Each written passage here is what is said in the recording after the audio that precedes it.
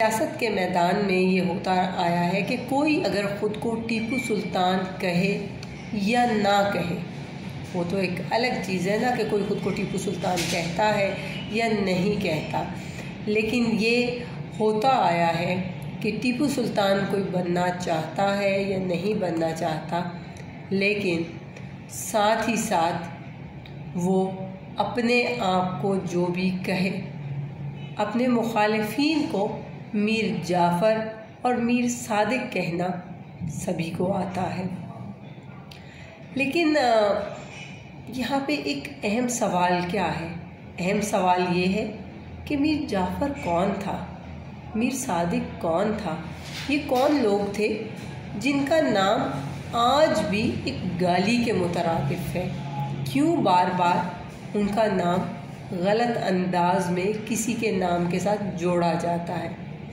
आइए तारीख़ के कुछ सफ़ात खंगालते हैं और जानते हैं इन दोनों किरदारों के बारे में जिन्हें आज भी काबिले नफ़रत समझा जाता है। जी बिल्कुल, हिंदुस्तान की तारीख़ बहुत तवील है।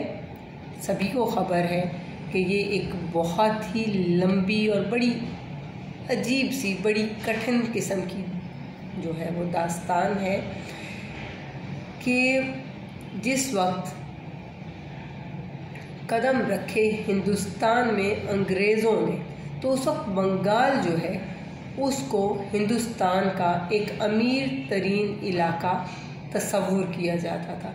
खाली तस्वुर नहीं किया जाता था, बिलाशुबा वो एक अमीर तरीन इलाका गिना जाता था। और ये वो वक्त था जब नवाब सिराजुल दौला हुकूमत में थे, और वो हुकूमत में कब थे? वो वक्त था जब 23 साल की उम्र में वो तख्त पर बैठे थे। सिराजुल दौला ने ये वो ज़माना था जब अंग्रेज़ ने अपने कारोबार की हिफाजत की गरज से कुछ छावनियाँ बना छोड़ी थी, और सिराजुल दौला ने जब इस अमल की मुखालफत की तो क्या हुआ कि सूरत हाल कशीदा होना शुरू हो गई।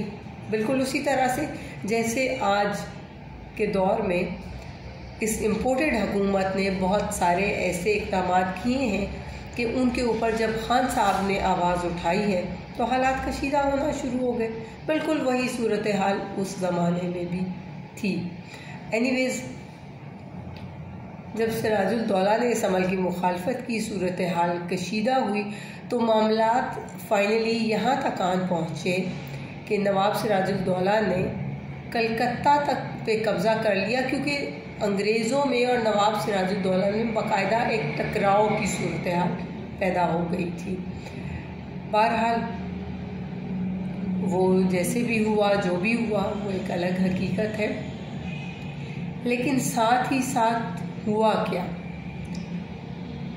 अंग्रेज़ों को बहुत सारे पापड़ बेलना पड़े अपना यहाँ पर सिलसिला बनाने के लिए, और उन्होंने फाइनली ये फ़ैसला किया कि इस वक्त हमें सिराजुल दौला किसी कीमत पर यहाँ गवारा नहीं है और हमें इससे छुटकारा हासिल करना पड़ेगा। और जिस वक्त वो सिराजुल दौला से छुटकारा हासिल करना चाहते थे, उस वक्त उन्होंने नवाब के सिपहसालार मीर जाफ़र को अपने एतमाद में उतारा। उन्होंने वादा किया मीर जाफ़र के साथ कि अगर तुम सिराजुल दौला को हटाने में हमारी मदद करो तो तुम्हें बंगाल का हुक्मरान बना दिया जाएगा। देखे ना कि किस अंदाज में लालच उस बंदे को दिया गया, और वो भी ऐसा ही शख्स था जिसको अपना मफाद अजीज़ था। उसको इस चीज़ से कोई गरज नहीं रही कि मुल्क में क्या हो रहा है, मुल्क का सरबराह क्या कर रहा है और क्या किस अंदाज की तरफ चीज़ें जा रही हैं। उसने अपना पूरा इसमें सिक्का जमाने की कोशिश की, और 55,000 की फ़ौज का सामना जिस वक्त अंग्रेज़ों के 3,000 सिपाहियों से हुआ, तो अददी लिहाज से तो आपके सामने है कि ये कोई मुकाबला ही नहीं था। लेकिन वहाँ पर वो फ़ैसला कुन मरहला आया जिसमें मीर जाफ़र ने अपनी गद्दारी का किरदार अदा किया।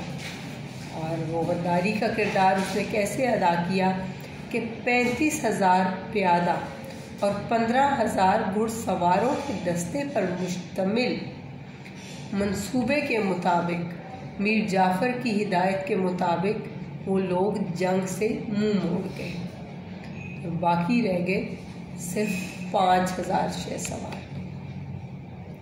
मेरा ख्याल है कि आप मेरी बात को यहाँ समझ रहे होंगे कि सिर्फ 5,000 शहसवार बाकी रह गए। सिराजुद्दौला को बुरी तरह से शिकस्त हुई और गिरफ्तार भी हुए और बाद में मीर जाफ़र के बेटे के हाथों ही कत्ल भी कर दिए गए। अब आप देखें कि वो क्या सूरत हाल थी कि मीर जाफ़र के बेटे ने ही उनको कत्ल भी कर दिया।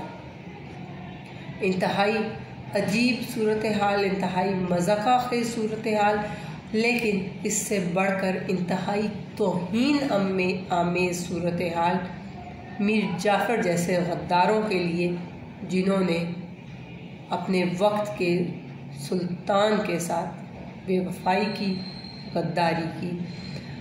अल्लाह करे कि अब आज के दौर में हमें मज़ीद किसी मीर जाफ़र का मुकाबला ना करना पड़े।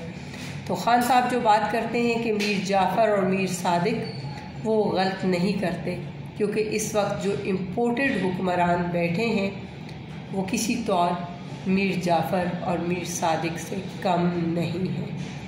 अल्लाह करे कि ख़ान साहब जिस तरह लॉन्ग मार्च लेके निकले हुए हैं उसी तरह से वो कामयाबी के साथ अपना लॉन्ग मार्च तय करते जाएं और इस्लामाबाद तक जा पहुँचें और उनके इस्लामाबाद तक जा पहुँचने के बाद इंशाअल्लाह ताला बहुत सी चीज़ें बहुत बेहतर अंदाज में सामने आएंगी।